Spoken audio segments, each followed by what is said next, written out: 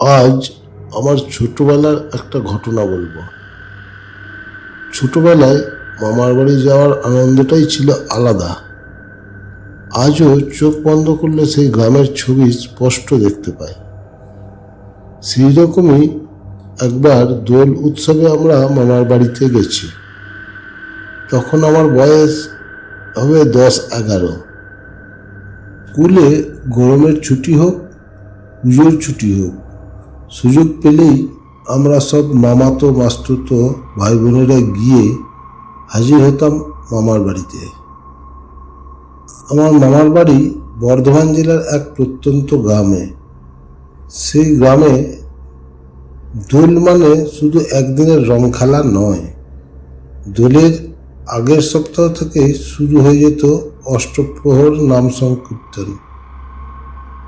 সারা রাত খোল করতালের শব্দ ভেসে আসতো দূর দূরান্ত থেকে।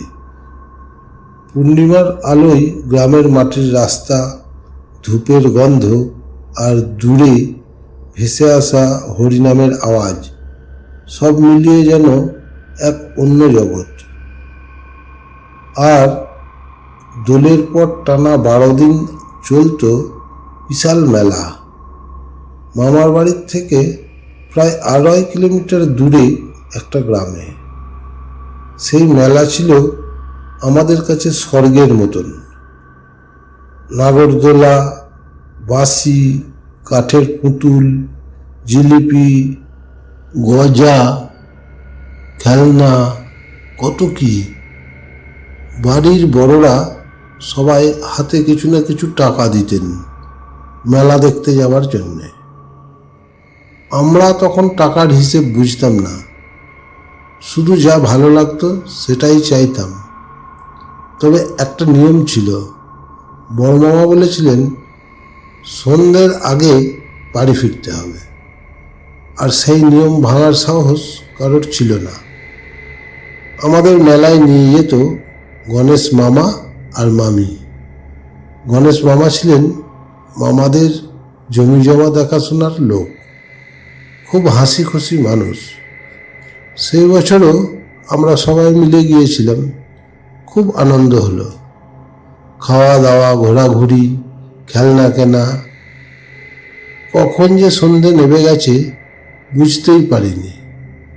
ফেরার সময় হঠাৎ গণেশ মামার চোখে পড়ে একটা পাঁঠার মাংসের দোকান। গ্রামে তখন সহজে মাংস পাওয়া যেত না। আগে থেকে গ্রামে সব বাড়িতে জানিয়ে তবে পরের দিন সেই পরিমাণ মাংস পাওয়া যেত। তাই মামা দাঁড়িয়ে গেল মাংস কিনতে। অনেক সময় চলে গেল। শেষে দুটো বড় তালপাতার বোনা ঝোলা ব্যাগে মাংস ভরে দিল দোকানদার, একটা মামির হাতে আর একটা গণেশ মামার হাতে। তখনই বুঝেছিলাম অনেক দেরি হয়ে গেছে। বড় মামার বকুনি এড়াতে গণেশ মামা বলল, শর্টকাট দিয়ে গেলে তাড়াতাড়ি পৌঁছে যাব। কিন্তু কথাটা শুনেই মামি কেমন যেন চুপ করে গেল। মুখটা অস্বাভাবিক ফ্যাকাশে হয়ে গিয়েছিল। আমরা গ্রামের রাস্তা ছেড়ে ধান ক্ষেতের আলের দিকে হাঁটতে শুরু করলাম। সেদিন পূর্ণিমা ছিল, চারপাশে চাঁদের আলোয় ঝলমল করছে। দূরে দূরে দু একটা বাড়িতে কুপির আলো জ্বলছে।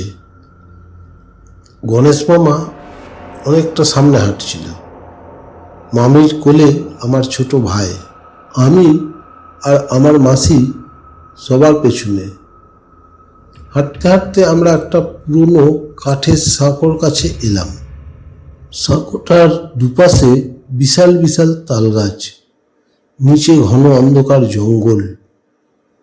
এতক্ষণ ঝিঝি পোকার আওয়াজ হচ্ছিল, কিন্তু ওই জায়গায় এসেই হঠাৎ সব শব্দ থেমে গেল, একদম নিস্তব্ধ। ঠিক তখনই মামি খুব আস্তে বলল, সবাই চুপচাপ হাঁটো, আর কেউ পিছনে তাকাবে না। ওর গলায় এমন ভয় আমি আগে কখনো শুনিনি। আমি জিজ্ঞেস করলাম, কেন? মামি শুধু বলল, চুপ, তাড়াতাড়ি চলো। আমার বুকের ভিতরটা ধকধক করতে লাগলো। আমরা সাঁকোটা পার হতেই হঠাৎ স্পষ্ট শুনতে পেলাম আমাদের পেছনে কেউ হাঁটছে। চাপা, ভারী, পা টেনে টেনে হাঁটার শব্দ। মনে হচ্ছিল মাটির উপর কেউ খালি পায়ে হাঁটছে। মামি এবার প্রায় কাঁপা গলায় বলল, পিছনে তাকাস না। কিন্তু ভয় আর কৌতূহল মিলিয়ে আমি ভুল করে একবার পেছনে তাকিয়ে ফেললাম। আর যা দেখলাম সেটা আজও ভুলতে পারিনি। চাঁদের আলোয় অনেকটা দূরে একটা লম্বা কালো ছায়া আমাদের পিছনে এগিয়ে আসছিল। মানুষের মতো, আবার ঠিক মানুষও নয়। তার শরীর ছিল, কিন্তু হাত পা যেন আলাদা বোঝা যাচ্ছিল না। মনে হচ্ছিল একটা কালো ধোঁয়ার মতন আয়ো ভেসে ভেসে আসছে। আর সবচেয়ে ভয়ঙ্কর ব্যাপার, ওই কালো ছায়ার হাঁটার শব্দ ক্রমশ আমাদের দিকে এগিয়ে আসছিল। আমি চিৎকার করে উঠতেই সবাই দৌড়তে শুরু করলাম। ধান ক্ষেতের সরু আলপথ ধরে আমরা প্রাণপণে ছুটছি। পিছনে তাকানোর সাহস কারোর নেই। হঠাৎ দেখলাম মামি হাতের মাংসের ব্যাগটা আলের ধারে ফেলে দিল। আমি অবাক হয়ে তাকাতেই মামি শুধু বলল, ফেলে দে, দৌড়া। আমরা আরো জোরে দৌড়তে লাগলাম, কিন্তু কৌতূহল চেপে রাখতে না পেরে আবার একবার পেছনে তাকালাম।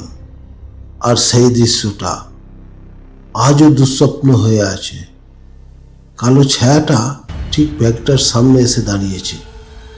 তারপর ধীরে ধীরে নিচু হলো, আর পরের মুহূর্তেই পুরো ছায়াটা কুয়াশার মতো মিলিয়ে গেল, একদম হাওয়ায়। আমরা ছুটতে ছুটতে গিয়ে গণেশ মামার কাছে পৌঁছলাম। মামি হাঁপাতে হাঁপাতে সব বলল। গণেশ মামার মুখটাও কেমন সাদা হয়ে গিয়েছিল। তারপর আমরা কোনো কথা না বলে সোজা বাড়ি ফিরে এলাম।